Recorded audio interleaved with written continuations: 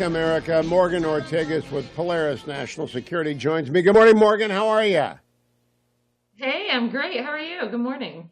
I, I am very good. Morgan, I don't know if you know that we announced yesterday that the Hugh show will be moving to the afternoons, 3 to 6 in the East Coast time in the Beltway, so that in the future, when you are asked to guest host, if you're available, you don't have to get up at dawn's early light. You get to come in at 3 o'clock. How good is news is that?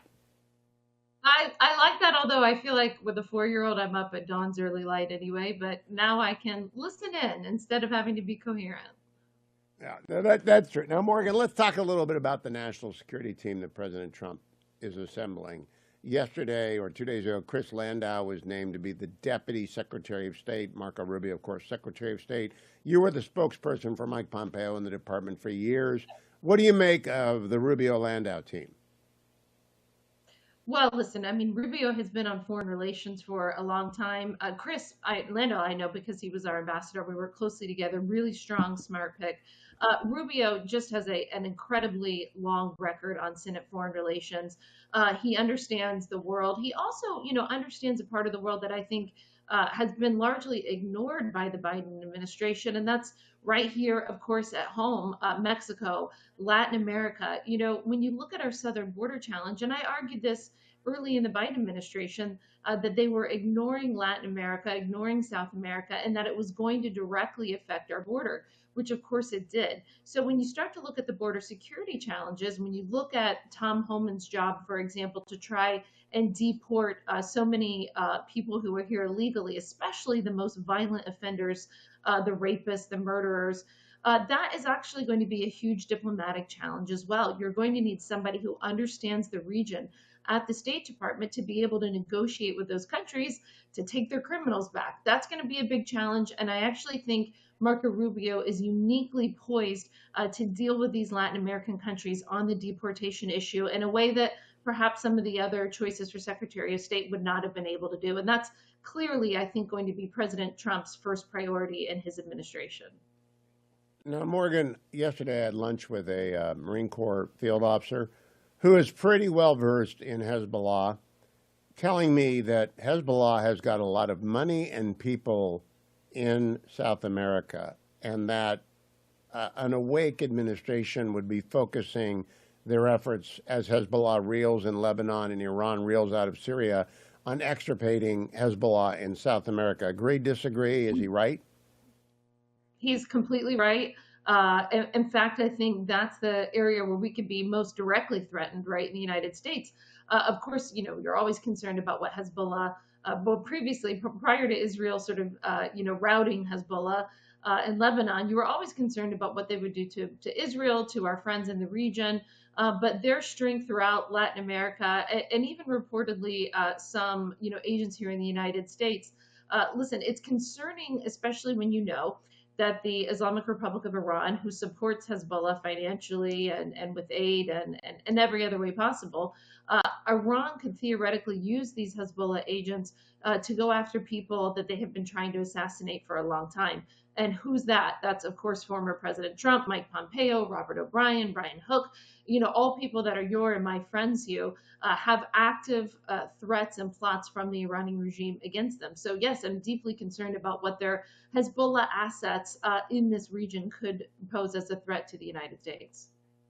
Now, the first paragraph this morning, Morgan Ortagus, in a Washington Post article on the collapse of the Assad regime over the weekend, quote, of all the foreign upheavals the Biden administration has had to confront and manage in recent years, Syria was not on anyone's list of likely crises.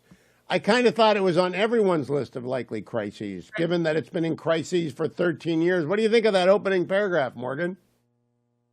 That is probably comes from somebody, I would guess, who also didn't see it coming that the Taliban was going to take over Afghanistan, even though they were going province by province by province, and it was obvious what would happen. I don't know who the author was, but I would also venture that maybe this person didn't think that Russia was going to actually invade Ukraine in 2022 as well. Although I think, as an analyst myself, that was also completely obvious. So, Syria has been a tinderbox for a long time. I actually lived in Saudi Arabia. I was working at the U.S. Embassy when the Arab Spring happened, when the civil war started in Syria. So this is something that I've been following for a long time. we saw over the past few years, an effort by the Biden team to try and start to normalize Assad.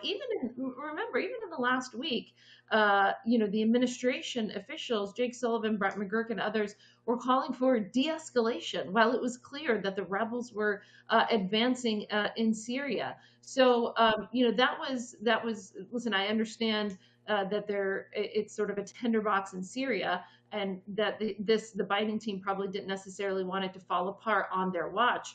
But I think, given how much Israel has decimated Iran's capabilities and their proxies and partners throughout the region, and of course because of the weakened hand in Russia, I think it was sort of somewhat inevitable that you were going to see this type of chaos in Syria. It was just a matter of when. Now, Morgan, the chessboard in Syria is so complicated. There's HTS, the Jolani jihadis. There are the Kurds. There's the Syrian Free Army. I mean, did you keep track of all this when you were the State Department spokesperson? Were you able to have a scorecard near you about who was doing what, where in Syria? Well, I'm an intelligence officer in the U.S. Navy Reserve, and I started in the IC, gosh, probably back in 2008. So I have been following Sunni and Shia terror militia groups for almost 20 years. So instead of like watching football games, and instead of getting into sports, I know you're really into sports, Hugh. I probably sit around and watch these terror groups and what they're doing, and keep my scorecards that way. Well, what do you think is going to play out in Syria? Overnight, the Israelis sank the Syrian Navy. I didn't even know that they had a Navy in Syria. They're also hitting scores and scores of chemical weapons factories and rocket facilities. Israel is really taking out the trash when it comes. You don't want to be a night watchman at an Assad family business right now. What do you think happens there? Well, and the U.S. military has already been involved as well. I think everybody, especially the U.S. military, remembers in 2015, 16, and then, of course, in the beginning of the Trump administration, when there was a physical caliphate of ISIS in Iraq and Syria. President Trump had to unleash the U.S. military to destroy that physical caliphate. So that's actually something that I've been worrying about over the past year, that we have to be careful, because ISIS Khorasan, we know, has a foothold in every province in Afghanistan. Listen, ISIS has the capability to stop Taylor Swift concerts in Europe. So the last thing that we need to see is a physical caliphate back up and running by ISIS in Syria again. So, I would say, once again, Israel is attacking and going after terror groups that would eventually threaten the United States. They have been the tip of the spear for us in the Middle East since October 7th. And thankfully, Bibi Netanyahu has largely ignored everything that the Biden administration has told him to do. I mean, listen, there would still not be an incursion into Rafah if Bibi had listened to Biden. So, listen, as it relates to what's going to happen in Syria, I really look to the Gulf Arabs, to our allies there. So that Russia and Iran's hands have been weakened there. The Qataris are the only Gulf Arab state that have direct talks with the rebels. They've had a pre-existing relationship with HTS. I think the Saudis are very cognizant of the realities, of the new realities on the ground in Syria. The UAE was on an effort to somewhat normalize Assad, which I guess from their perspective made sense. They were like, listen, there had been a civil war since 2011. Assad was still in power. It's time to engage with them diplomatically. So you've got a few different, positions. There's the ongoing, what I like to call sibling rivalry between a lot of the Gulf Arab states. And so I think that you'll see a strong engagement from them, because also it's not in their interest for ISIS to reconstitute as well. Let's go back, Morgan. I want to remind people that from 2009, when President Obama was sworn in, to when he left in 2017, the State Department, the Department of Defense, the National Security Council was run by an ideology of obtuseness. We will ignore the nature of the Iranian regime. We will somehow reform the nature of the Iranian regime. We'll give them a lot of money. We'll enter into the JCPOA. We will turn our great disregard on Israel. Do you think we're still seeing the consequences of the Obama turn away from American realism?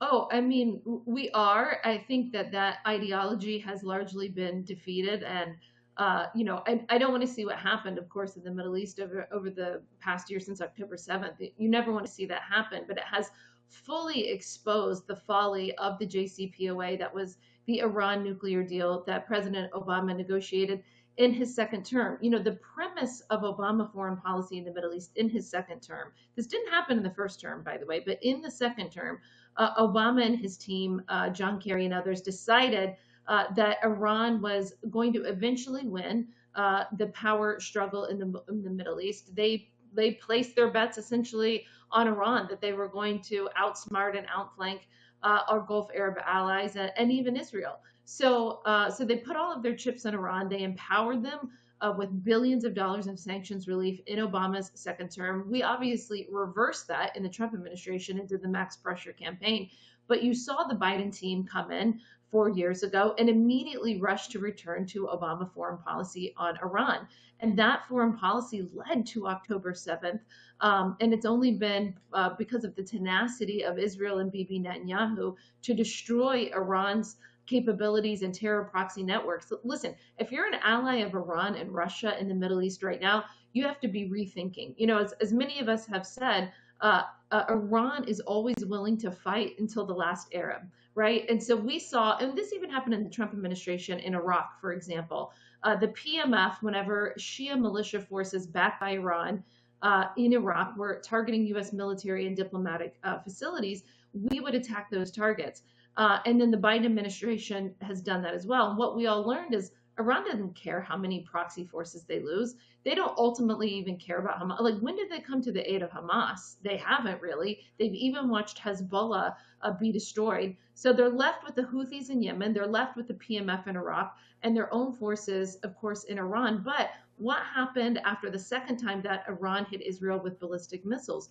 We saw Israel destroy a lot of Iran's missile production capabilities, those facilities.